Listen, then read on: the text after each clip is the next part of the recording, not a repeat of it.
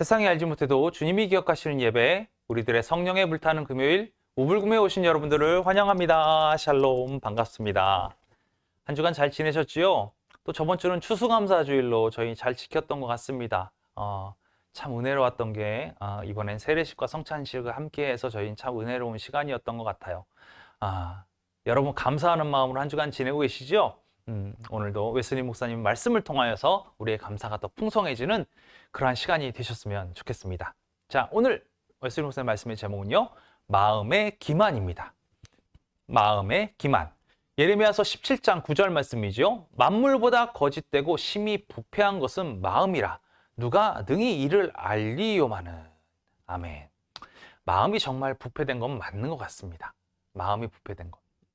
우리의 마음이 정말로 하나님의 뜻 가운데로 온전히 있으면 너무나 좋겠지만 그게 잘 안 되잖아요.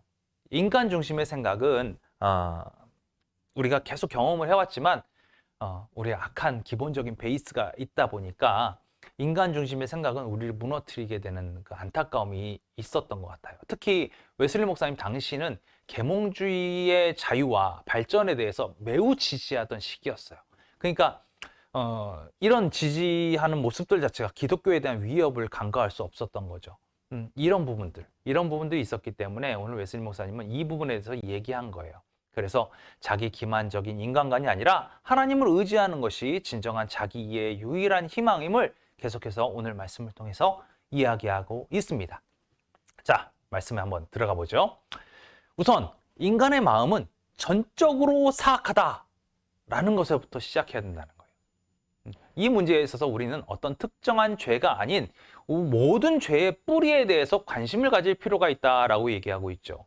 이것은 최초의 천사장이 아니면 그들 중에 하나였을 계명성 루시퍼에 의해서 처음에 어떻게 하늘에 심겨졌는지를 우리는 알아야 한다.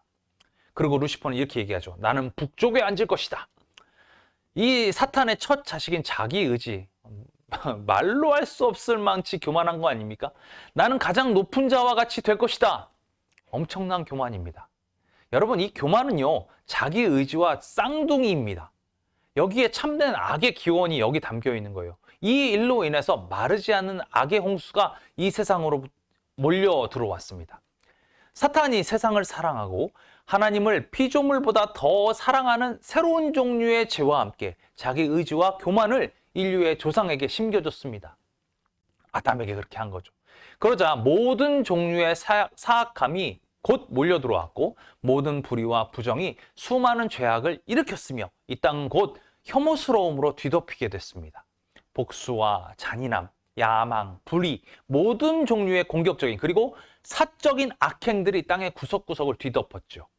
이 땅에 수없는 불의, 미움, 시기, 악행이 난무하고 피를 갈구하고 거짓이 성행하자 하나님께서는 더 이상 인간에게 소망이 없음을 보시고 그들을 이 지상에서 쓸어버리기로 결정하셨어요. 그런데 심판 뒤에도 사람들은 그 이전 사람들보다 더 나으게 행동한 것이 없었어요. 노아가 이 세상을 떠나기 바로 전에도 모든 불의는 성행했습니다. 이게 엄청난 일입니다. 여러분 사실 생각해 보십시오. 악이 멈춰져야 되는 악을 딱 끊기 위해서 노아를 통해서 모든 그 피조물들의 일부를 생존시키시고 인간들을 모두 멸종시켰어요. 그럼에도 불구하고 그 안에도 노아가 이 세상을 떠나기 그 순간에도 이 세상에는 불의가 성행하게 된 거예요. 얼마나 안타까운 일입니까? 악마로부터 독립심 그리고 자유의지 모든 불경건과 불의를 만드는 교만이 에덴에 있던 우리 조상들의 마음에 빠르게 들어간 것이에요. 그들이 선악과를 먹고 난 이후에 모든 종류의 사악함과 비참함이 이 땅에게 임했고 우리는 하나님으로부터 소외되었고 무신론과 우상숭배 그리고 이 세상에 대한 사랑, 이 땅의 피조물로부터의 행복을 찾는 일이 온 땅을 뒤덮었어요. 그러나 이런 인간의 사악함에 대해 예외는 없습니까? 물론 있죠. 하나님에게서 난 사람들이 바로 그들입니다. 하나님에게서 난 자들은 자기 자신을 지키기 때문에 악이 그들을 건드리지 못합니다. 하나님이 믿음으로 그 마음을 깨끗하게 하시죠. 그래서 악이 그를 떠난 거예요. 옛것은 지나가고 그 안에 있는 모든 것이 다 새롭게 되었어요. 그들의 마음은 이제 더 이상 사악하지 않고 의로움과 참된 거룩함으로 새롭게 되었죠. 성도의 마음도 그가 칭의를 받을 때 완전하게 깨끗하게 되지 않는다는 사실을 우리는 기억해야 합니다. 죄는 극복되었지만 뿌리가 뽑힌 것은 아닙니다. 죄는 정복되었지만 파괴된 것은 아닙니다. 우리는 경험을 통하여 아직도 죄의 뿌리가 자기의지, 교만, 우상숭배가 또 우리 마음에 남아있다는 사실을 우리는 알게 됩니다. 그러나 그가 주의하고 기도하고 계속 하나님을 붙잡는 한 그 어떤 것도 그를 이길 수는 없게 되죠. 또한 죄는 그의 가장 선한 행동에도 달라붙어 있었다는 사실을 알게 됩니다. 그래서 그는 대속의 피가 절대적으로 필요하다는 사실을 알게 된다는 거예요. 우리는 이 같은 말씀에 주의를 기울여야 됩니다. 선줄로 생각하는 사람은 넘어질까 조심하라. 자기 자신이 선줄로 생각하는 사람은 아직도 자기를 속이고 있는 거예요.